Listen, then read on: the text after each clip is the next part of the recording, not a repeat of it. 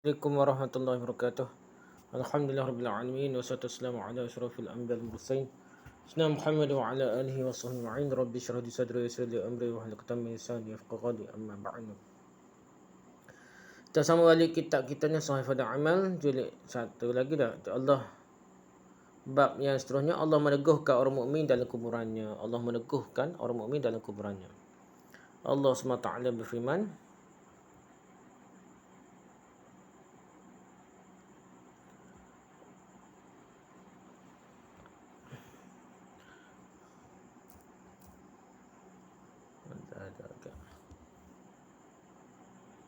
Allah SWT firman, Yuthabbitullahu alladhina amanu bilqawli tsabiti fil hayati dunya wa fil akhirah wa yudillullahu az-zalimin wa yaf'alullahu ma yasha'. Allah meneguhkan iman orang-orang yang beriman dengan ucapan yang teguh itu dalam kehidupan dunia dan di akhirat, kehidupan di akhirat. Dan Allah menyesatkan orang zalim dan perbuat apa yang dia kehendaki. Surah Ibrahim ayat 7. Jadi Allah teguh iman orang beriman, Allah sesatkan orang yang zalim. Itu atas kehendak Allah berlaku lah. Jadi orang beriman ni Allah teguh, sehingga dia boleh itulah selamat di alam kubur dari kuburan.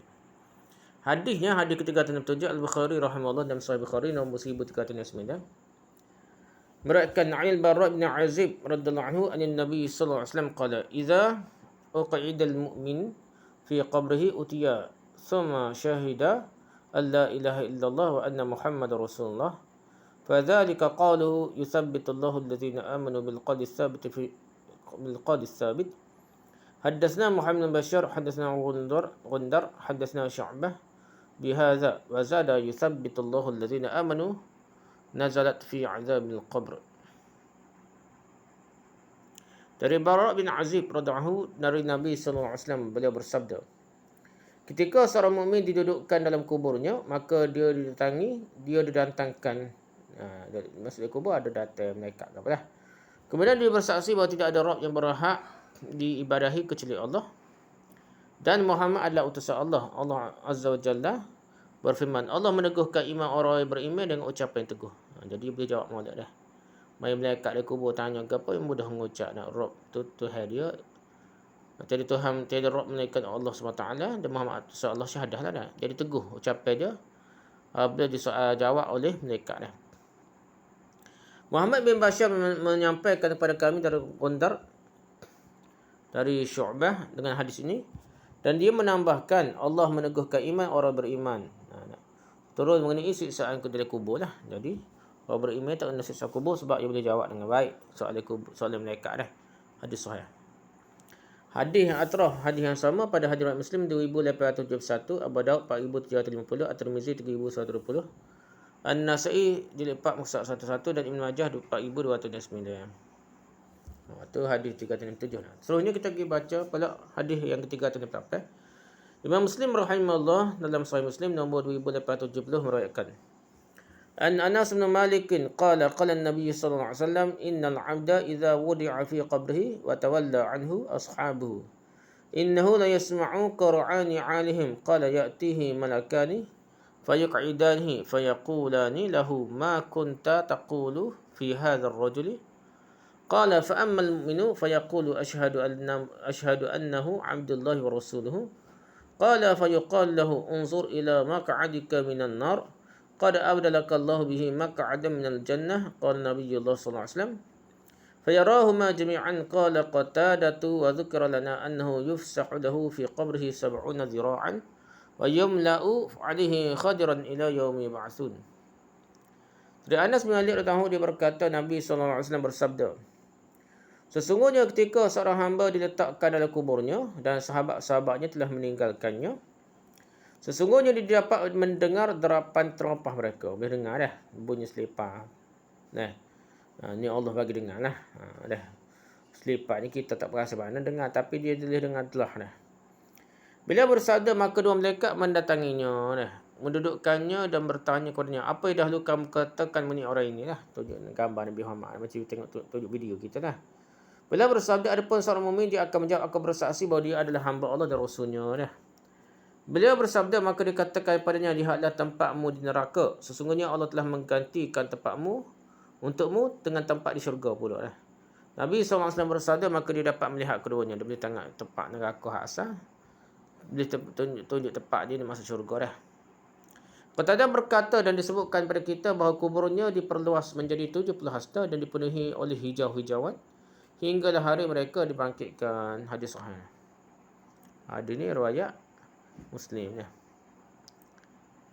Jadi Al-Qadiyah berkata dah, perluasan ini difahami secara zahirnya dan sesungguhnya dihilangkan dari pandangannya hijab tebal yang selalu mengiringinya, di mana dia tidak merasakan gelap dan sempit kuburannya ketika rohnya dikembalikan kepadanya. Al-Qadi berkata, dan boleh juga difahami bahawa perluasan ini sebagai peribahasa yang menunjukkan kasih sayang dan kenikmatan lah. Sebagaimana dia berkata, semoga Allah menyirami kuburnya, sedangkan pemahaman pertama itu lebih sahih lah. Jadi Allah buat peluang lah. Itu dah. Tak berasa gelap, tak berasa sepi dah. Habis cerita tentang kubur jadi luah dah. Okey, atraf hadis yang sama dengan hadis atas tu, hadis riwayat Bukhari 1838 dengan hadis yang lebih panjang darinya dan ditakhrijkan dan keluarkan secara ringkas oleh Abu Daud 3231. Hadis ini juga ditakhrij oleh Nasa'i jilid 4 muka 6 dan 97 dan Ahmad jilid 3 muka 126 dan 233. Habis itu dah. Tersama boleh keutamaan berdiri di atas kubur setelah mengemumikan dan mendoakan keteguhan dan keampunan baginya dah. Lepas tanda kubur, berdiri di atas kubur dah. Setelah tanda dia dah, lepas tu doa. Gitu lah. Awak kubur bukan jenis time ngatik pun cerita 2-3 hari ni dah. Okey, hadis ke-39 Muslim rahimahullah dalam nombor 121 meriwayatkan. Ali bin Shimasatul Mahri qala hadarna Amr bin al-As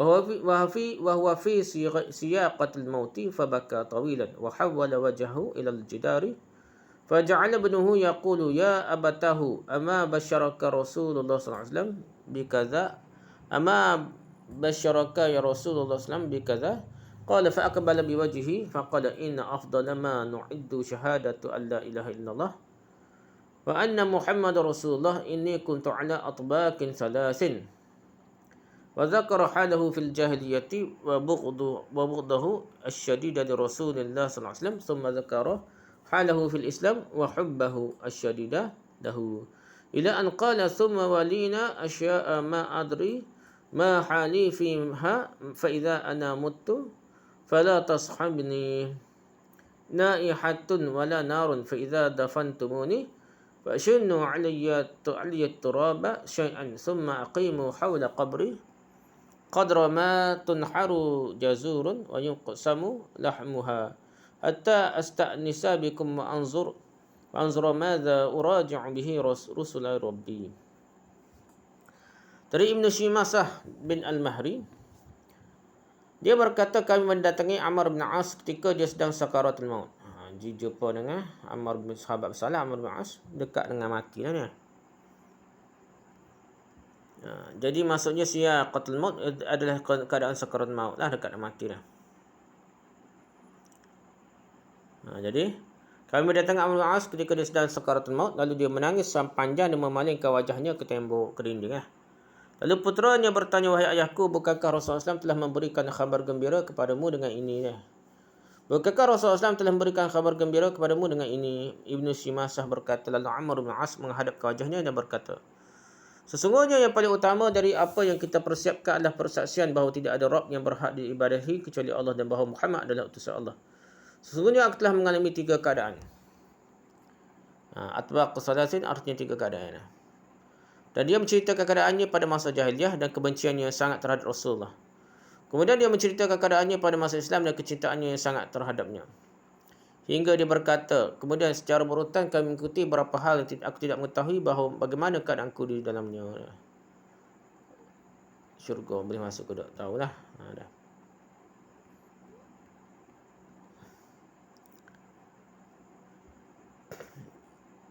Jadi dia kata, kemudian dia menceritakan keadaannya pada masa Islam dan kecintaannya sangat terhadapnya hingga dia berkata, kemudian secara berurutan kami mengikuti beberapa hal yang aku tidak mengetahui bagaimana keadaanku dalamnya.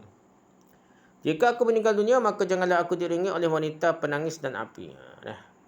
Ketika kalian telah mengebumikan aku, maka tuankanlah tanah di atasku.